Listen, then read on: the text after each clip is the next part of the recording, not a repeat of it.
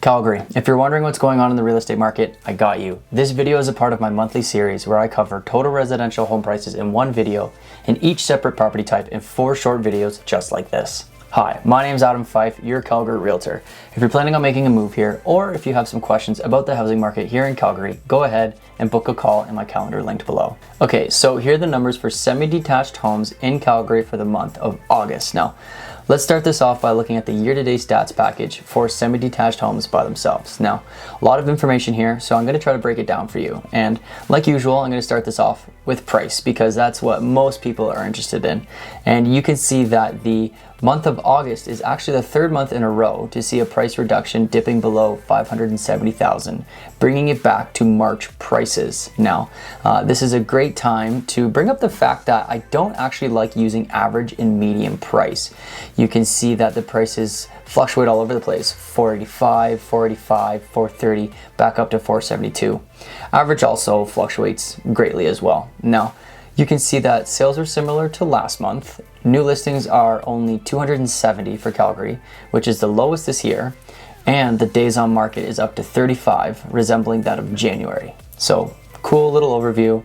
Now let's break this down into more detail. So next, I really do like this graph because like every other property sector, you can see the run up in price and then it falling off pretty quickly this year. Now, semi-detached homes got hit instantly with the rising interest rates.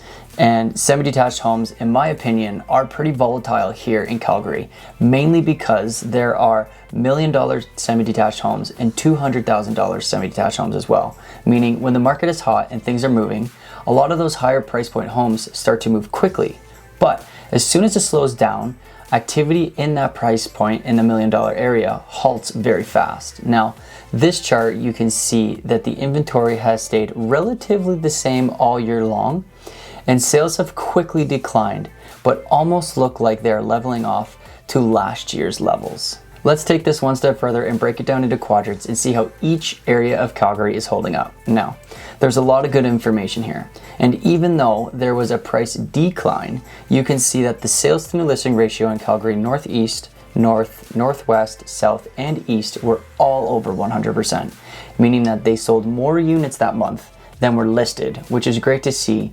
Even though prices are technically falling, there is still some demand in those quadrants. Now, you do have to realize that these are pretty small numbers, all under 30-ish sales, whereas condos and detached homes both had over 50 to 250 sales in a single month in each quadrant.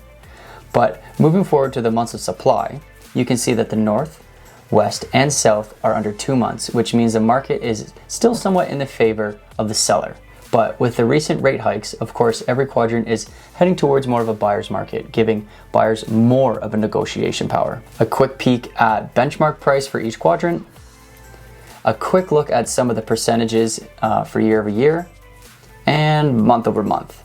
You can see that every quadrant has a decrease in price, with the Northeast and West taking the brunt of that reduction. Now, I would have to expect to see further price declines over the next 6 or so months as we go into the winter and with interest rates also increasing. And finally, to top it all off, let's look and see what price points are the most popular in Calgary. Now, this ties in very well with my volatility number and the movement in this sector. There's actually a 3-way tie for the most active price point: 300 to 400,000, 400 to 500,000, and 700,000 to 1 million. But there's almost an unfair advantage for that last price point because there is a range of 300,000, where the other 2 ranges are only 100,000 in the lower price point. Now, when you compare to last year and you look at the yellow bar, you can see that the $300,000 to $400,000 price point clearly had the lead in sales, where that number has almost evenly spread out this year. But that's all I got for you folks. Make sure to subscribe for this high quality insight. Book a call with me if you're planning to make a move, or if you're just looking for some questions about this beautiful city. There is still so much to unpack here, so I don't want to overdo it in these quick to the point videos. If you haven't already, make sure to check out the channel for other relatable content. But until next time, peace.